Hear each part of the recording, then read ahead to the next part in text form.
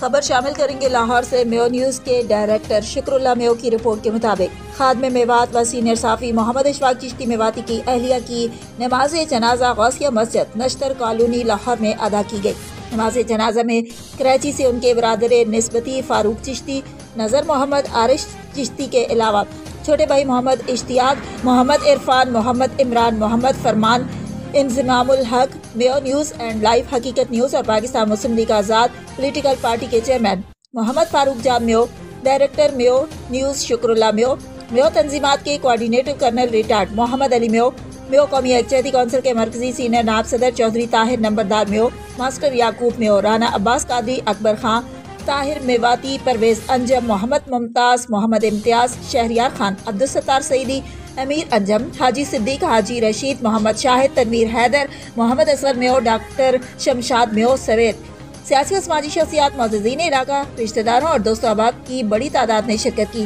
نماز جنازہ کے بعد مرحومہ کو مقامی قبرستان نشتر کالونی میں آہوں اور سیسیوں کے ساتھ سینکڑوں سوگواران کی موجودگی میں سپرد خاک کر دیا گیا۔ شرکاء جنازہ نے محمد اشفاق چشتی میواتی سے دلی ہمدردی کا اظہار کرتے ہوئے مرحومہ کے لیے مغفرت و بلندی درجات اور اہل خانہ کے لیے صبر جمیل کی دعا کی۔